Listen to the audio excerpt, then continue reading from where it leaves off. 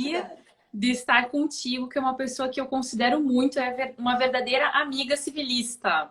É um carinho que vai e vem. O mundo acadêmico nos trouxe grandes amizades. O IBD Civil conseguiu juntar aí 3 grupos de pesquisa importantíssimos no Brasil e formou mais do que doutrinadores e pesquisadores, mas uma grande rede de amizade que a gente não larga mais nunca.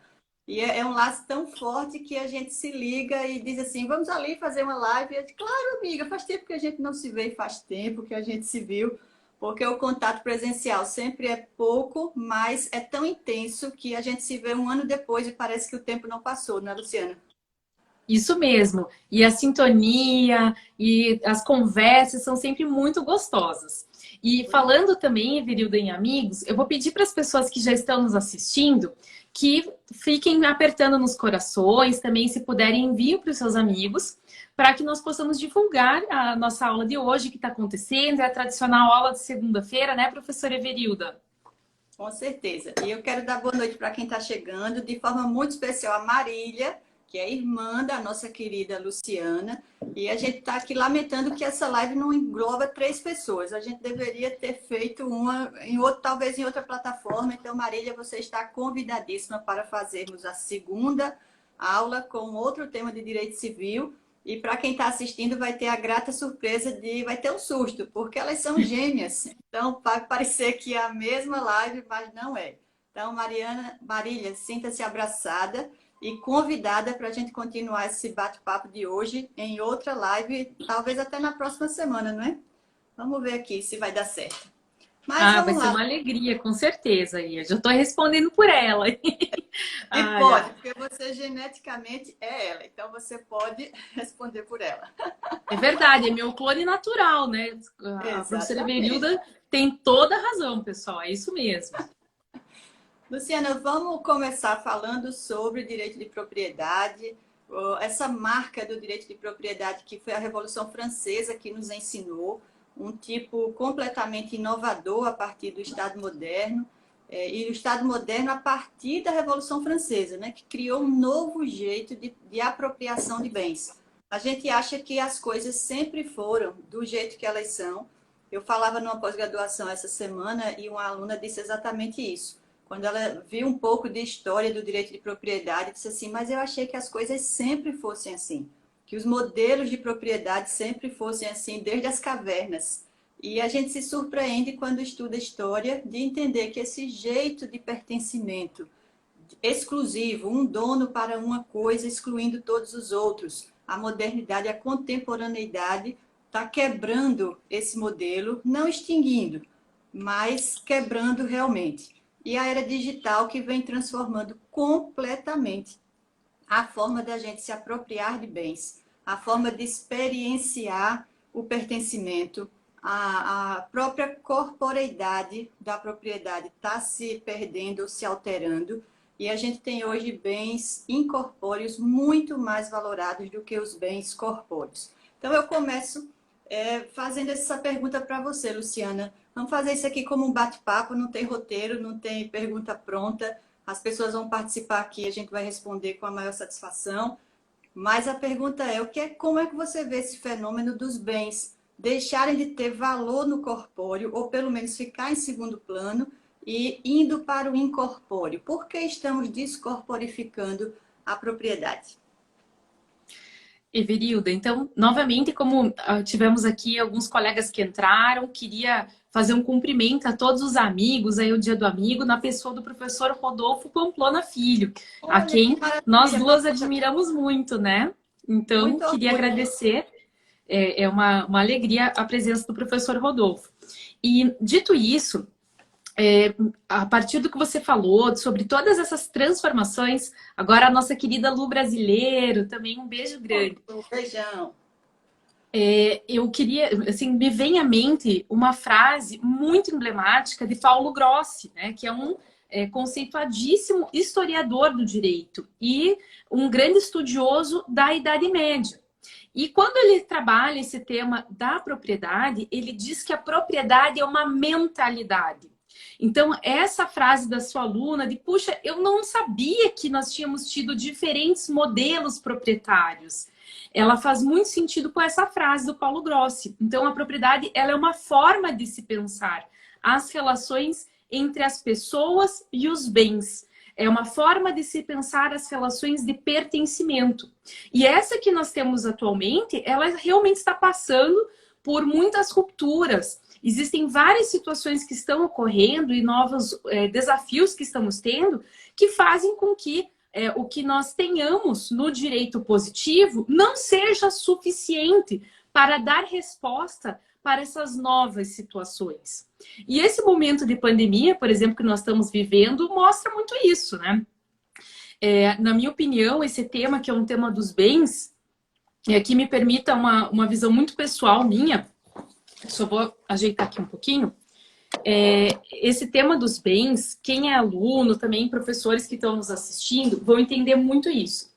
É uma parte que é lecionada lá no comecinho do curso de Direito e que muitas vezes é tida assim como um ponto menos importante do Código Civil. Está lá no artigo 79 até o 103. Muitas vezes, alguns alunos comentam com a gente, né, Everilda? Puxa, eu tive essa parte muito rápida, o professor falou que era só uma decoreba. E aí é um ponto que para mim é muito fundamental, porque na minha visão, o estudioso do direito civil consegue perceber a beleza desse tema dos bens. Porque ele é um tema que lhe diz respeito ao objeto da relação jurídica, que é um tema que até hoje ele ainda precisa de uma sofisticação.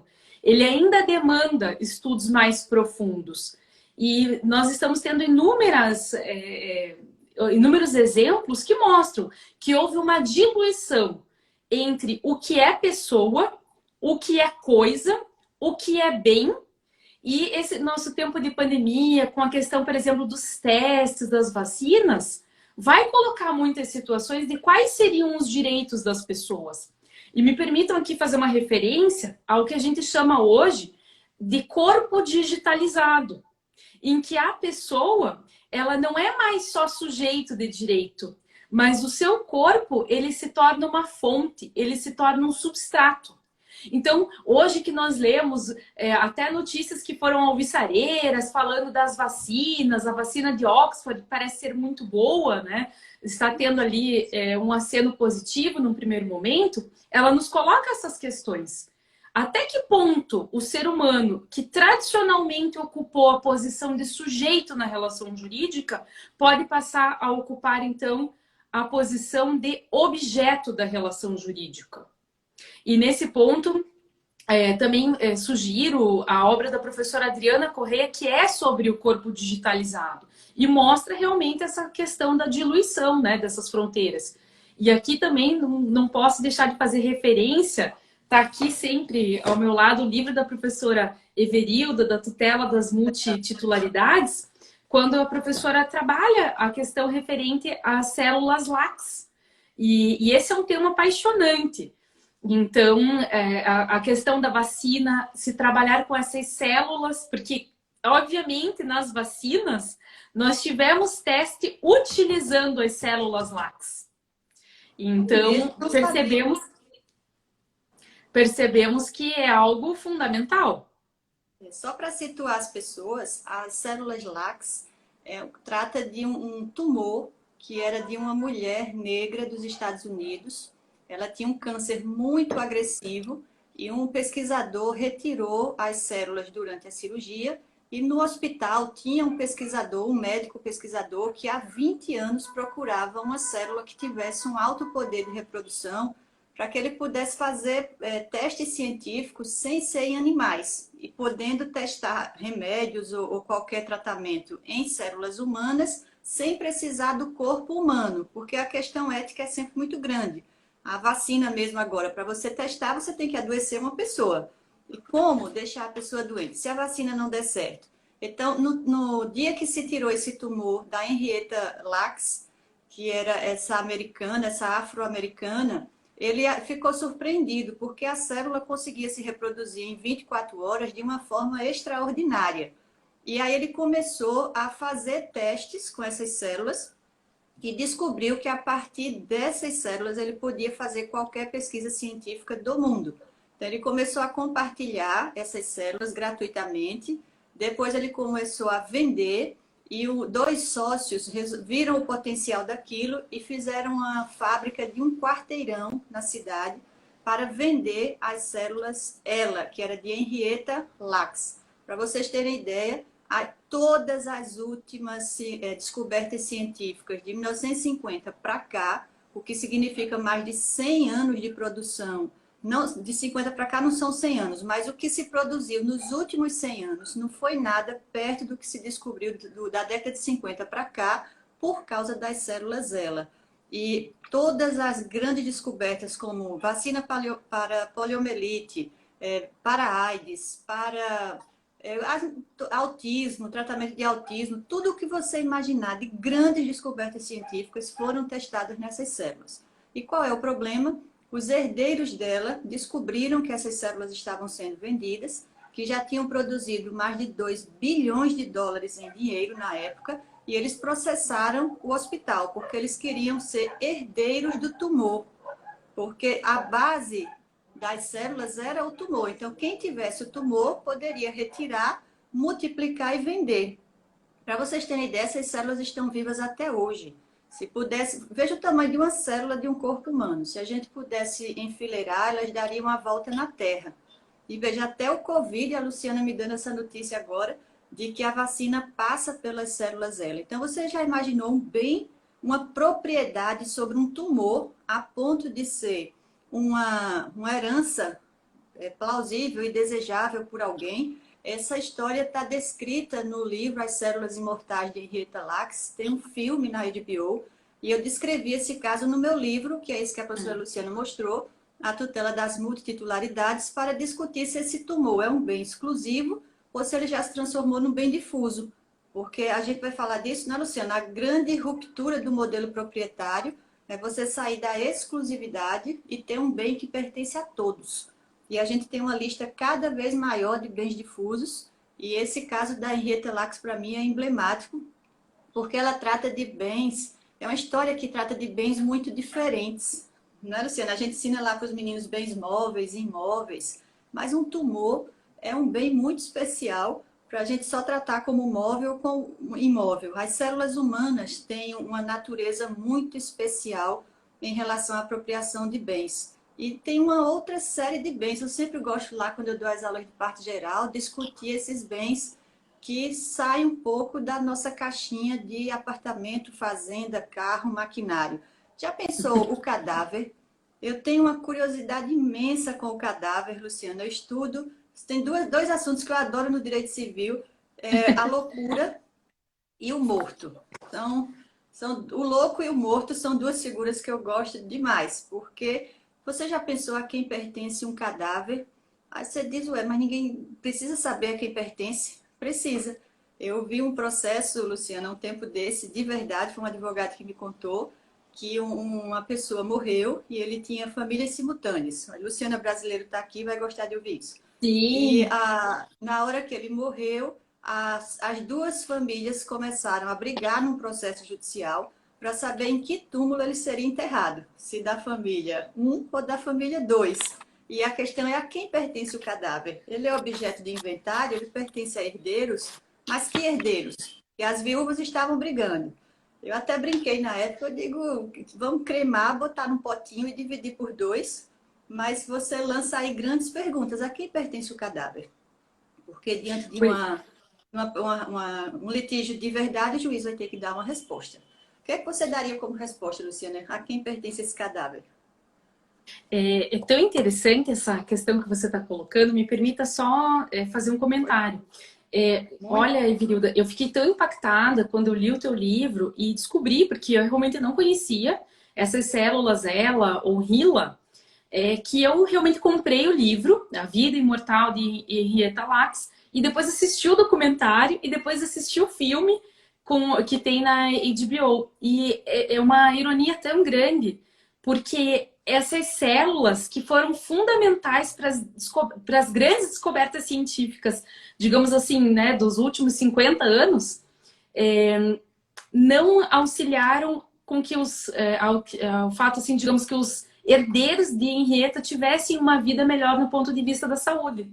Então, realmente foi muito triste o destino que acabou acontecendo com a família dela, mas também não vou dar spoilers. Então, aqui fica já uma dica de leitura, bem interessante. E também a obstinação da jornalista que foi atrás de toda essa história, acabou reconstruindo, e isso foi uma grande conquista para todos nós termos a oportunidade de ter acesso a essa história, e que também a Henrietta merecia ter essa história contada. Então, dito isso, sobre o cadáver, é muito interessante, porque nos livros de parte geral, quando nós temos o tratamento de sujeito e o tratamento de coisa, a tutela do cadáver, ela raramente aparece, tem pouquíssimos, já pesquisei muito esse tema, e tem poucos livros de direito civil que tratam.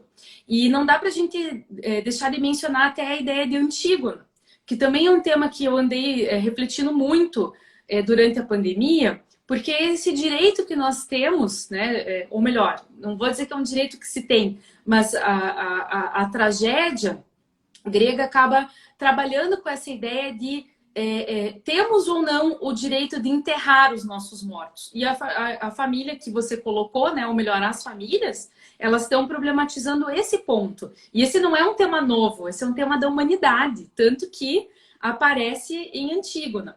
E isso me faz também recordar de um caso recente que ocorreu nos Estados Unidos, um caso também um pouco inusitado, em que o falecido ele gostaria que o seu corpo fosse crioconservado para estudos futuros, até de se entender que seria possível, talvez, daqui a alguns anos, reanimar essa pessoa por meio de procedimentos que a medicina talvez um dia chegue a poder nos proporcionar. E aí ele tinha filhos de um casamento, filhos de outro casamento, e essas opções eram diversas. E aí acabou se entendendo por respeitar a vontade dele e também a vontade daquela filha com quem ele tinha mais contato. Então, é um tema assim, que eu acho bem delicado, e nos testamentos que nós temos feito, e realmente nesse momento de pandemia, o número aumentou muito de pessoas interessadas em testamentos, nós sempre colocamos no nosso formulário também questões existenciais e questões relativas, então, ao tratamento do cadáver. Então, não só aquilo que é um pouco mais tradicional, que já está tutelado nos direitos de personalidade, que é, você gostaria que o seu corpo fosse utilizado para para estudos científicos, ou como instrumento, né, a serviço da ciência, mas também qual que é o tipo de rito fúnebre que a pessoa deseja, se quer um rito específico. Por exemplo, algumas religiões são muito restritivas com doação de órgãos, até a questão da autópsia é um pouco delicada para algumas religiões. Então, a gente tem dado um espaço muito grande e temos tido assim, uma conversa muito franca com os clientes que desejam fazer testamento, para já também inserir essas situações, para que nós possamos prevenir conflitos. Então, talvez alguns colegas que estejam nos assistindo possam pensar, puxa, mas isso não seria mais afeto ao testamento vital? Sim, também seria um ambiente adequado para cláusulas em testamento vital. Mas o testamento tradicional, ele não exclui cláusulas existenciais. E até procedimentos como, por exemplo, a cremação, nós sabemos que são muito mais facilitados se a pessoa já deixa por escrito. Então, a gente já teve que assessorar várias pessoas que tinham dito, mas verbalmente para a família, que desejavam ser cremadas, mas chegou ali no momento do falecimento, puxa, a pessoa acabou falecendo até num feriado, a gente teve que entrar com o pedido no plantão, a família já passando por tantas situações difíceis, né, Everilda? E mais ter que fazer esse pedido. Então, é muito importante que a pessoa pense sobre isso e, se possível, já deixar em testamento ou um testamento vital. Isso vai facilitar muito com que a sua vontade seja realmente respeitada. Porque num caso como esse que você colocou, o juiz vai ter que apreciar e aí ele vai se basear em provas. E eu tenho certeza que mensagens ou talvez a prova testemunhal e a força do vínculo que tinha com cada família é o que vai acabar sendo importante. Se a pessoa não tiver deixado realmente, né, algo por escrito.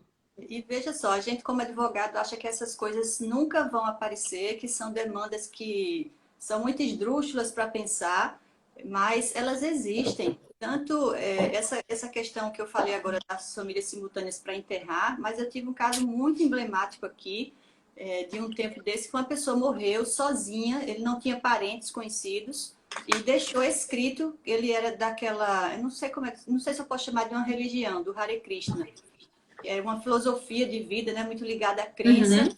e ele deixou por escrito que ele queria ser enterrado no Rio Ganges, e ele morreu em Recife.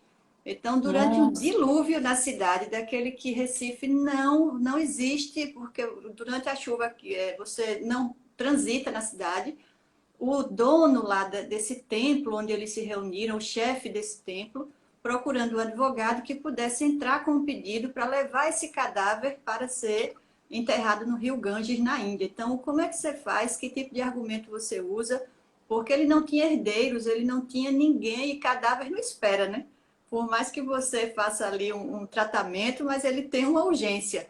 E aí você vê, quando são pequenos detalhes do direito civil que você pode nunca estudar, mas no dia que você precisar, você vai agradecer a Deus por ter estudado. E esse tema, eu faço aqui homenagem ao saudosíssimo nosso professor Luciano Camargo Ricardo. Penteado, que morreu muito jovem, mas um jurista de primeiríssima linha. E o manual dele de Direito das Coisas é um manual esplêndido, tanto que ele começa falando de coisas a partir desses bens que saem da caixinha, misturam aí as nossas certezas. E ele fala do cadáver com a pesquisa científica, o cadáver em exposição científica. Eu não sei se você viu por aí, Luciana, mas Sim. aquela exposição do corpo, que acho que é um chinês que rodou aí o mundo inteiro. A exposição é esplêndida, mas eu fiquei com aquela dúvida, quem autorizou que esses cadáveres estivessem aí passeando pelo mundo todo? E já vi também outro caso de uma viúva querer doar o corpo do marido para a universidade, e o filho dele não deixou. E aí eles estavam brigando na justiça para ver qual a destinação do corpo, porque mãe e filho não concordavam com o ato altruísta dela e ele queria o ato mais egoísta, que era do enterro e tudo certinho. Mas a gente só fez aqui uma pincelada e já falamos meia hora sobre cadáver, né, Luciana? E a nossa Isso. proposta hoje era falar da descorporificação. Então vamos dar um giro aqui de Copérnico para a gente situar, até porque esse Instagram aqui o tempo passa que a gente nem vê. Vamos tratar um pouquinho dessa descorporificação, Luciana, até voltando aqui a Henrietta Lacks. Ao longo do tempo, isso eu ressaltei muito no meu livro da tutela das multititularidades, e o nome do livro vem por causa disso. Esses bens que deixam de ter uma essência na exclusividade, e eles só têm sentido na coletividade. E uma coletividade muito expandida, que é a difusa.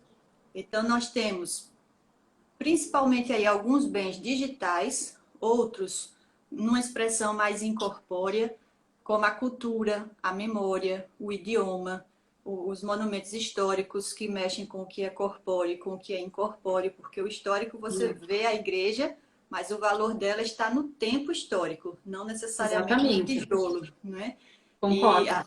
a humanidade na virada do milênio, que virou tudo, né? A década, o século e o milênio. Nós estamos vivendo uma geração com outro tipo de valor em cima das riquezas. Se você pegar hoje um menino de 15, 20 anos, você diz a ele, eu vou te dar R$ 1 milhão.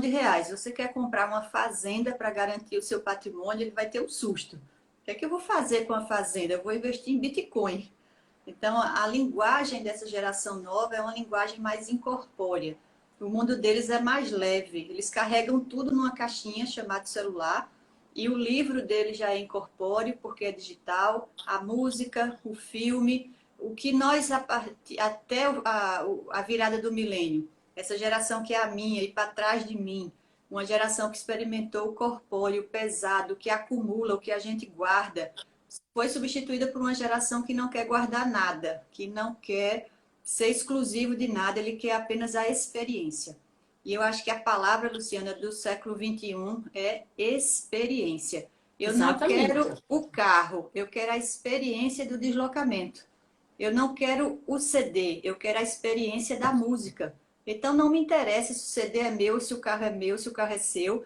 O que importa é experimentar, experienciar. E isso vai repercutir, não é mesmo, Luciana, em todo o Código Civil, porque o código foi feito para a apropriação de bens. E além da apropriação, a acumulação. Se essa geração não quer acumular, como é que isso vai repercutir no direito das sucessões, no direito de família? Tem casais cujo patrimônio é só o perfil na rede social, cujo programa ou tipo de atividade que eles façam, as postagens, as filmagens, são a principal renda familiar. Então, é uma família baseada num bem digital como patrimônio e que vai repercutir lá no divórcio, vai repercutir na morte, né? Se o casamento durar até a morte, então vem aí as sucessões. Então, a descorporificação dos bens está mexendo com todo o Código Civil, porque você vai ter que aprender a contratar com esses bens, você vai ter que ajustá-los na sua vida afetiva do casamento e você vai ter que dar uma destinação a eles nas sucessões. Tanto que a herança digital é um dos grandes temas do direito das sucessões. E isso é que eu botei aí no meu livro, como pertencimento. Está totalmente remodelado, deu uma ruptura gigantesca no modelo proprietário, usando aí uma expressão do nosso queridíssimo professor Otis Cortiano, aí do Paraná.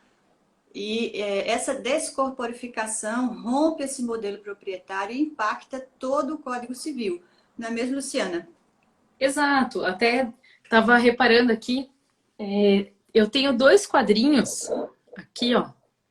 Esses mais compridinhos, que são fotos, que são de uma viagem que eu fiz, se eu não me engano foi em 2018, que foi uma imersão no Vale do Silício. E eu fiz questão de deixar aqui, realmente, nessa parede em que eu sempre olho, porque foi algo que mudou a minha forma de enxergar não só o direito, mas de enxergar a vida. E realmente foi muito interessante perceber essa nova forma de se relacionar com os bens. E isso traz impactos não só na forma como as pessoas se locomovem, na forma como as pessoas estudam, na forma como as pessoas têm as suas relações afetivas e também comerciais. E apesar de não ter assim tantos anos de formada, eu percebi que eu tinha a minha mente de jurista formatada com uma mentalidade que ainda precisava de flexibilidade, ainda precisava. Aqui ó, o William, que foi meu companheiro aí de viagem, falou: a ida para o Vale do Silício foi quebra de paradigmas. Exatamente. Então, eu já me sentia uma pessoa com um olhar mais atento para questões contemporâneas do direito civil, mas essa imersão, ela me fez refletir e perceber que as rupturas, elas eram muito maiores do que eu imaginava. E um ponto que você tratou, Everilda, que eu penso também que é essencial, é que as pessoas não estão atentas a essas novas formas de riqueza. Então, nós já fizemos, por exemplo, dissoluções de sociedade ou até divórcios em que a grande riqueza era uma riqueza imaterial e muito ligada, como você está comentando, a perfil de rede social, canal do YouTube. E aí foi muito curioso, porque, por exemplo, numa sociedade que nós ajudamos a dissolver, né, a fazer a dissolução, até a forma de remuneração do YouTube exigia que essa dissolução ela fosse feita com muito cuidado para não empobrecer uma das partes. E aí também, o que é um canal do YouTube e o que é a marca pessoal, digamos assim, que cada ser humano está se tornando. O nome que acaba se transformando numa marca, que é um sinal visualmente perceptível que traduz um valor. Então, isso é algo assim que, quando uma pessoa casa, quando ela começa a namorar, depois, enfim, vai evoluindo o relacionamento para um casamento ou, eventualmente, uma união estável, ela precisa entender que é uma grande riqueza. E nós já tivemos aí casos até de pessoas conhecidíssimas, blogueiros, que depois se transformaram em influenciadores digitais, em que justamente a grande discussão na partilha de bens foi essa situação, o número de seguidores, a publicidade que isso gera, os contratos também que existiu em relação a isso. Então, não só na herança, mas também em partilha de bens isso é fundamental. E estamos percebendo que, olha aqui, ó, a Maíra está falando, o divórcio da Pugliese, né? Partilha de perfil do Instagram. Então, é realmente, assim, muito curioso isso. E da forma como muitas vezes as sociedades empresárias são constituídas, a depender do regime de bens, a outra parte pode realmente ter um empobrecimento, pode ficar, digamos assim, alijada desses bens e ser algo bastante injusto. Então, esse é um ponto que as partes elas precisam de um assessoramento jurídico adequado para que amanhã ou depois não venham a ser prejudicadas. Até porque não é incomum, quando um do casal é um influenciador, que o outro esteja, de uma certa forma, exercendo um apoio operacional ou uma certa assessoria. Então, isso também precisa ficar muito bem discutido e trabalhado, né, pelo casal para que não venha a dar problemas futuros. Mas eu percebo exatamente isso. Quando a gente conversa com pessoas que ainda estão no paradigma, digamos, do analógico, a gente vê essa preocupação em que pensar o patrimônio como um acúmulo de bens corpóreos. Então, apartamentos, imóveis, fazendas, enfim, e carros, outros tipos de maquinário também, algo que concretamente se enxergue a riqueza. Mas hoje realmente nós temos que as grandes fortunas elas não estão imobilizadas. Então é um capital que ele vai se transformando cada vez mais num capital incorpóreo. E o acesso a esses bens se transforma em algo que é muito mais importante do que a noção da propriedade. Então o acesso, o compartilhamento hoje, eles estão muito mais na vanguarda. E veja que você falando muito bem em direito de família, nessa divisão de um possível divórcio aí com perfil digital, mas eu estou lembrando aqui o contrato da pessoa que tem o perfil com a equipe de trabalho, se não for um contrato bem amarrado, pode gerar muito problema, porque normalmente a pessoa que está preocupada em fazer as postagens, que seria o digital influencer, nem sempre compreende o universo comercial. Então, quando tem alguma discussão com a equipe que venha a se romper o vínculo contratual, a pergunta é: cadê minhas senhas? A carteira de clientes digital do perfil digital é a rede de seguidores e a captação de e-mails. Então, você pode ter uma lista de 200 mil, 300 mil e-mails que estão na mão do seu parceiro contratante e que ele não te dá. Então, esses contratos de parceria para promover o trabalho do digital influencer precisa da presença de um advogado para determinar como será a entrega desses bens. Porque imagine, ele ter todas as suas senhas, não te dá por uma pirraça disso, e principalmente você não ter acesso à lista de e-mails e à lista de seguidores. Porque, por incrível que pareça, hoje uma riqueza dentro dos contratos é a lista de seguidores. É a lista de e-mail. Então, quanto mais e-mails você tem, melhor para lançar um produto. Eu acho que Luciana já viu isso com muita frequência. Você lança o produto a quantidade de seguidores que você tem. Então, se você tiver 1 milhão de seguidores, a possibilidade é que 1% converta em compra do seu produto. E nós vemos aí uma nova figura chamada de players, que são os grandes vendedores de produtos digitais que costumam brigar entre si, concorrer, brigar sim, uma concorrência boa de quem fez o milhão em 7 dias. Então, eles já estão na briga dos 7 dígitos, de quem chega a 1 milhão, 2 milhões, 7 milhões, e tem gente já na corrida do bilhão.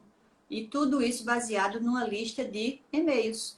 Então, você vê uma empresa como a Empíricos, que é uma das mais ricas do Brasil. Qual é o patrimônio da Empíricos? Seguidores. A lista de e-mails. Ele lança lá um produto, entrega para 1 milhão de pessoas a propaganda em meio digital. Se 1% compra, ele tem um faturamento milionário em uma semana e o presidente mostra isso em todos os vídeos onde ele ensina a vender. É a taxa de conversão das leads, né? Então, eles chamam essa lista de seguidores ou essa lista de e-mails de leads. Até eu deixo uma sugestão que sobre esse tema, vou comentar, eu vi duas situações aqui. Primeiro, fazer indicação, e isso, ó, até o William falou, leads, né? A pessoa do que eu conheço, né? melhor tratou desse tema da taxa de conversão é um americano que se chama Ryan Deiss. Então, ele é um prodígio nessa temática. Ele tem uma empresa que se chama Digital Market e ele todo ano organiza. Eu fui, eu acho que em 2017, foi em San Diego, mas todo ano é num lugar diferente. Um congresso que se chama Traffic and Conversion. Então, ele ensina como faz o funil, como funciona todas essas questões. Eu, advogada, acabei... estava participando de um outro curso e acabei tendo a oportunidade de participar desse evento que é o Traffic and Conversion. E foi um mundo também novo que estava se descortinando, porque, de fato, a gente pensa, mas é 1% que vai vender. Mas você falou muito bem, Everilda, dentro de um funil tão grande que ele tem, 1%, mesmo num produto que seja com um preço baixo, acaba gerando um grande lucro para a empresa. E um outro ponto também que eu acho importante, aqui já vai uma dica para quem gosta de startups, quem está eventualmente advogando para startups. Muitas vezes, o empreendedor, ele é super entusiasmado, ele acredita no potencial do produto dele, é uma pessoa com uma capacidade incrível. Só que, até por estar começando na garagem, de uma forma rudimentar, muitas vezes não tem o cuidado, né, digamos assim, de contratar um advogado. E aí, o que a gente já pegou algumas situações que aconteceram, né? Que o empreendedor, ele contrata porque geralmente é uma pessoa da área de administração, ou enfim, de qualquer outra profissão, e ele precisa de alguém da área da informática para desenvolver o software ou o sistema operacional, enfim. E aí ele acaba não fazendo um contrato e às vezes ele leva uma rasteira, né, Everilda? Porque fica no limbo a quem pertence o código-fonte. Então, sempre que eu tenho a oportunidade de falar sobre essa questão de startups, também startups que se valorizam muito e como é que isso acaba acontecendo no direito de família e das sucessões, eu sempre coloco isso. Olha, o contrato mais importante é com o teu desenvolvedor, porque você precisa deixar muito claro com quem, né, na guarda de quem vão ficar as senhas, os códigos-fontes, realmente aquilo que é, digamos assim, o DNA do software, do teu sistema operacional. Porque é isso hoje que é também a grande riqueza de alguns serviços que foram produzidos por startups que depois se transformaram em unicórnios. Então, é um ponto que as pessoas esquecem.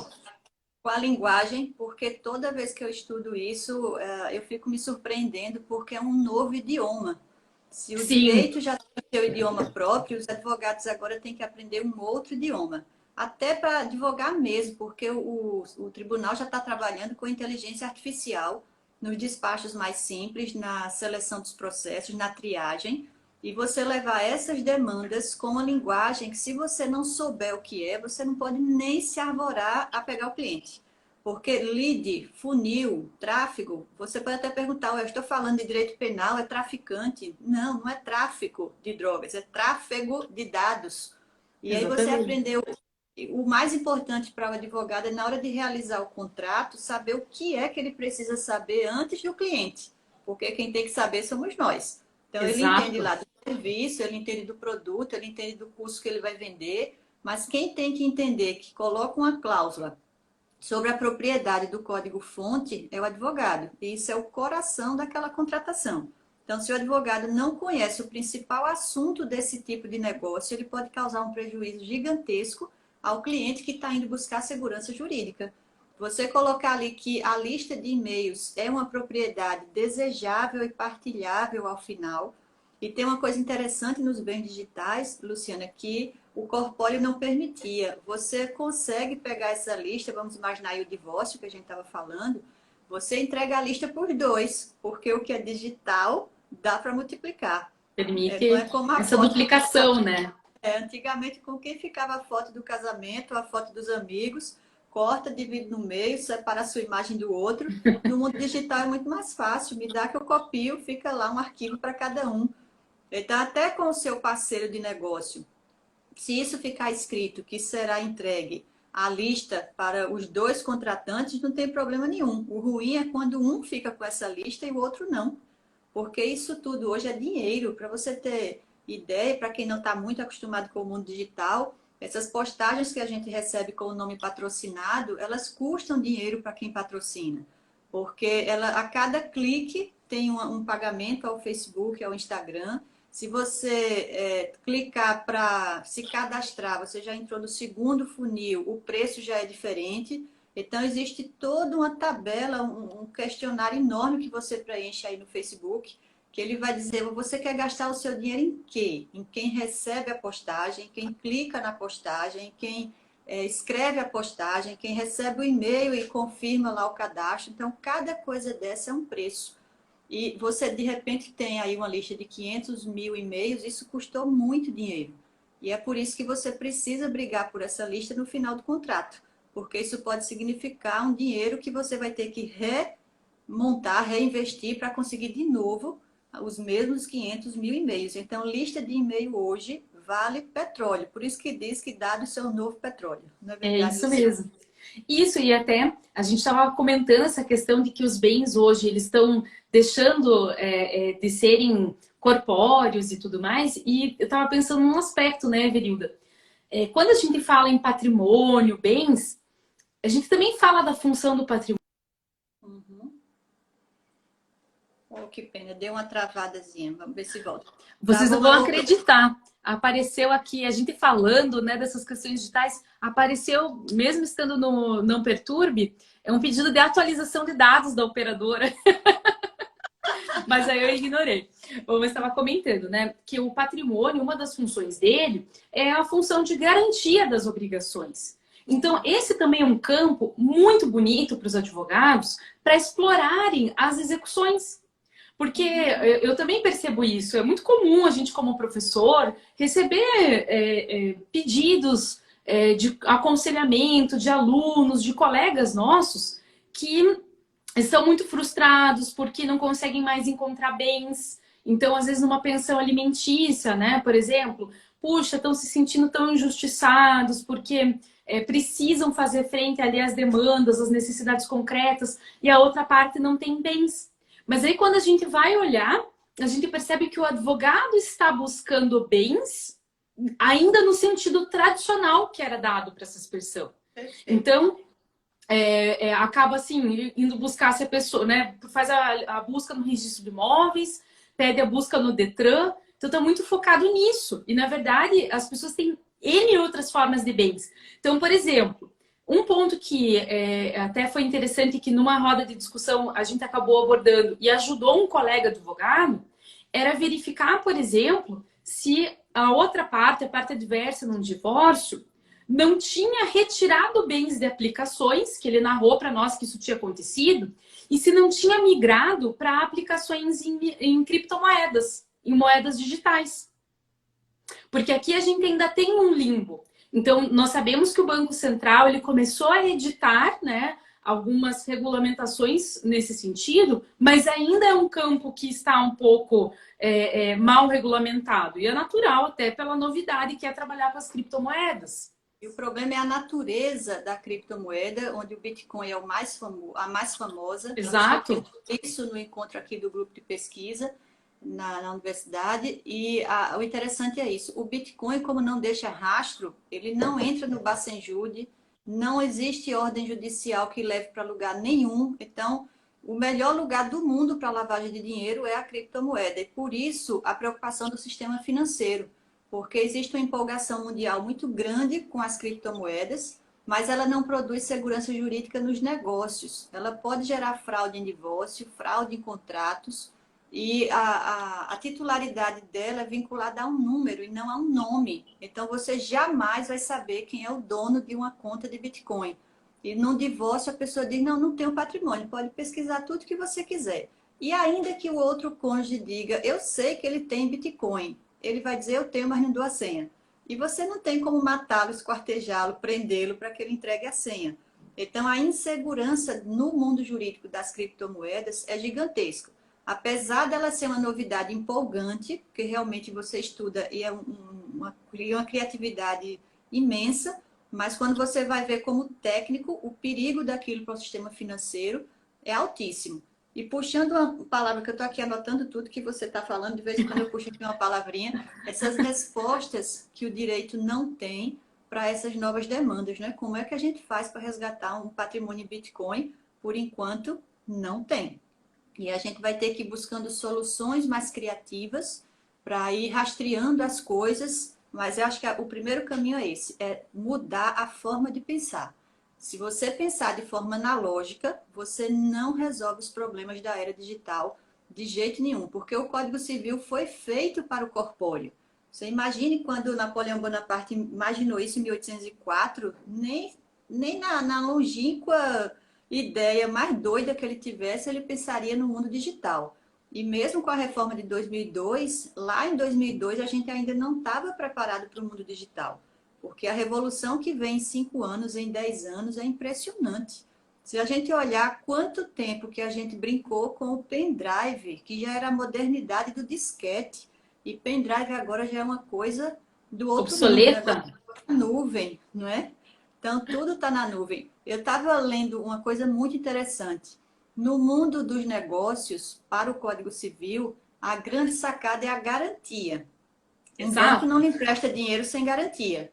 Onde está a garantia que o Código Civil encontrou? Na hipoteca, no penhor, não é? E no mundo digital, a gente dá o que de garantia?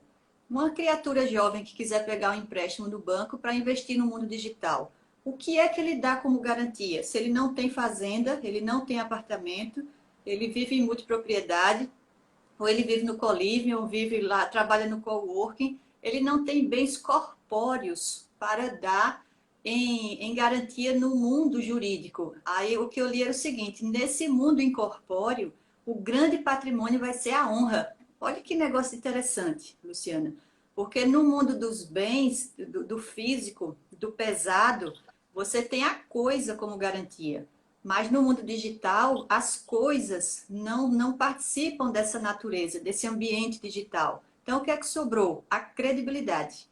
Então, quem não tiver boa fé, honra e credibilidade no meio digital, terá grande dificuldade em negócios. E isso é uma característica do novo contratante para o século XXI. E que a gente, como advogado, também tem que estar muito preparado para redigir contratos baseados unicamente na boa fé. Como você captar os resultados práticos de uma negociação feita sem garantias em bens imóveis, por exemplo, ou bens que você possa com facilidade levar para o processo de execução. É realmente um admirável mundo novo. Não é mesmo, Luciana? Que interessante isso que você disse, sabe, Verilda? E, na verdade, faz todo sentido se realmente nós tivermos, como está acontecendo, uma expansão da utilização da tecnologia blockchain. Uhum. Porque a gente acaba vendo, há muitas vezes, assim, uma mistura do tema blockchain com criptomoedas, mas são temas diversos.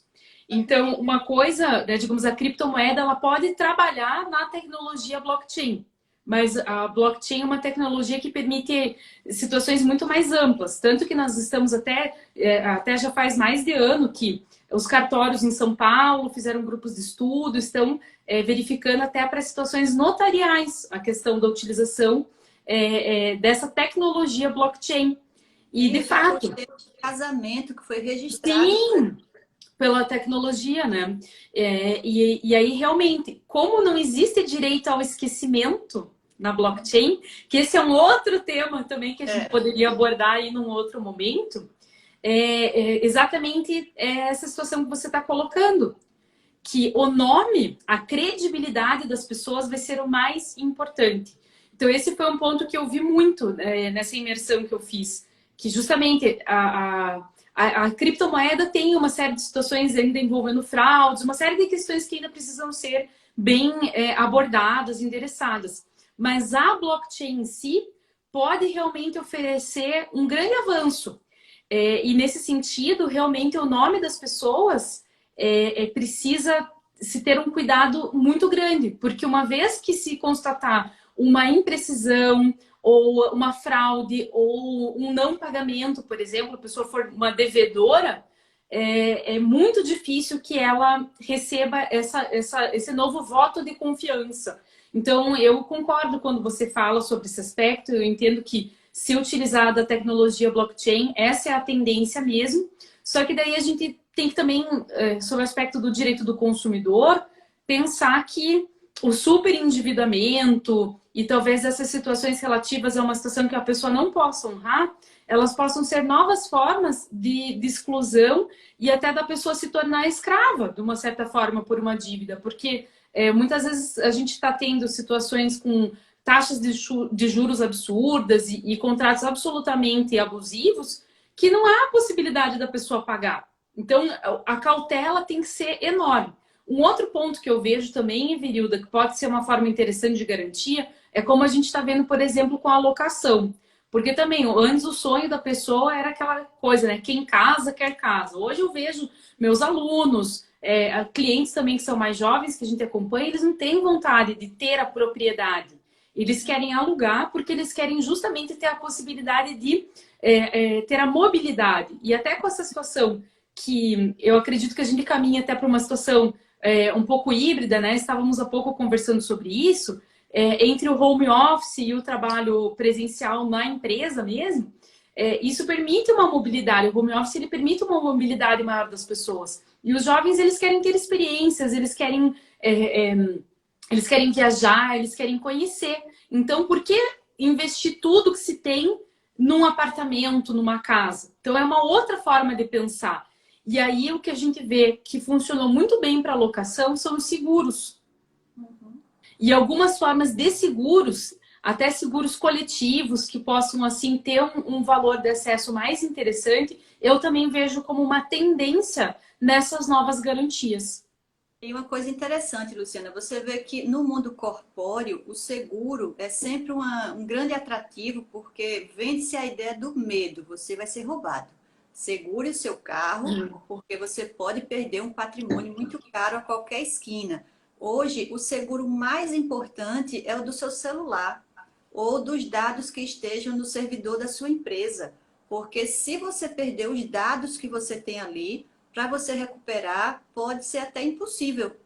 Então, fazer um seguro em cima da perda de dados para que você possa recuperar aquele patrimônio digital já é um serviço produzido no mercado. E a gente nem se toca disso, porque segura para carro, não é para computador, não é?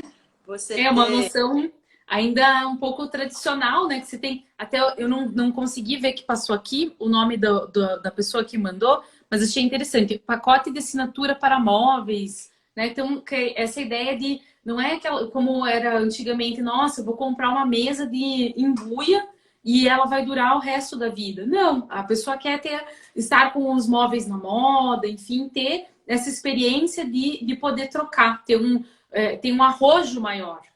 Você já pode ter assinatura de veículo. Não sei se você já viu isso. Em vez de você comprar um carro, você assina o serviço de um carro. Então, a cada ano, a montadora te dá um carro novo. Você pode mudar, trocar o modelo. Você não precisa se preocupar com mecânica. Qualquer problema que ele der, você entrega o que está quebrado e recebe outro. E você assina como se fosse uma revista mesmo. Todos os meses você paga indefinidamente. Quando você não quiser mais, eles vêm buscar o carro. Então, imagina, assinatura de carro. E eu acho que a grande ruptura dessas duas gerações é porque, pelo menos a minha geração e da minha para trás, existe um status, existe uma realização pessoal na acumulação. Sim. Então, rico é aquele que tem muitos bens, que mora sozinho numa casa de 2.000 metros quadrados. A nova geração encontra o sentido de riqueza em legados. Então, eu quero um bem que vai alfabetizar muitas pessoas, eu quero inventar um produto que leve água para a África, eu quero inventar um produto que deixe uma marca na vida das pessoas. E isso é muito latente nos negócios dos jovens. Eles querem ganhar dinheiro, não é, ninguém virou Hare Krishna, Mahatma Gandhi. Mas eles querem, além do sustento pessoal, uma realização que está no coletivo. E Um aí a grande propósito, né? ação dos bens difusos. Eu fico vendo, por exemplo, uma cultura que o americano tem, que o brasileiro não tem. Desde cedo você escolhe uma entidade para você apoiar. Então, o seu primeiro trabalho, você destina uma parte, uma doação constante para museus, para universidades, para eventos de cultura, porque você quer ter a sua marca naquele bem que você acha que deixa um legado importante para as pessoas. Milionários que abrem bibliotecas, constroem bibliotecas, doam milhares de livros, porque eles têm um intuito ali para além daquela propriedade exclusiva. E isso é uma marca dessa era contemporânea. Você se realizar no difuso e não na propriedade exclusiva. E por isso aí essa associação que o Bill Gates criou, que estimula bilionários a doarem suas fortunas, porque eles defendem que a herança por dinastia é um atraso civilizatório. Você deveria deixar a sua riqueza para o melhoramento da humanidade. E ele já conseguiu angariar aí bons bilionários. Eu estou torcendo para que eu e você nos tornemos bilionárias logo, para a gente poder aderir a essa ideia, porque eu acho isso muito legal. É um tempo em que as pessoas se realizam no social. Por isso que eu colocava aí no meu livro que cada tempo histórico teve sua marca em relação ao pertencimento. E a nossa marca contemporânea é essa da socialidade.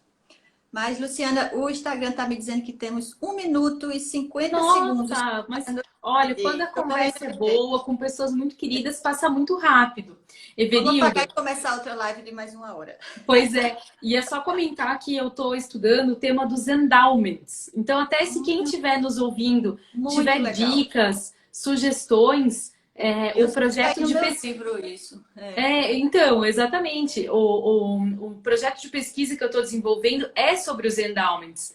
Então, eu concordo com você quando você fala assim que nós estamos tendo uma mudança de mentalidade, de cultura, e façamos votos que essas iniciativas elas cada vez sejam mais ampliadas, né, no nosso país. Pena que não dá tempo da gente falar sobre o endowment, é um tema muito interessante. Fica aí a dica para você ir no Google, ler no meu livro, ler aí alguma coisa que a Luciana vai publicar, Aqui, com ó. certeza. Olha, Everilda, estou aqui com os seus dois, que são muito Meus dois queridos. filhotes, que coisa linda. Luciana, muito, muito, muito obrigada. Estou honradíssima com a sua participação aqui, de ter aceitado o meu convite sem nem pestanejar. Agradeço demais, foi uma noite maravilhosa, um papo melhor ainda, e que a gente possa encontrar aí novos temas para a gente fazer mais e mais lives, com certeza. Muito obrigada, Everilda. Obrigada também a todos que nos assistiram, a Patrícia, a Maici, a Priscila, a Maria Rita, William, Guilherme. Queria agradecer a todos aí. Também recebo o meu abraço. Paula Moura entrou aqui com a gente. A Patrícia Paula também, verdade. Tatiane, lá de Aracaju, Tatiane Goldar. Então, beijos para todos e até a próxima. Tchau, Muito tchau. obrigada.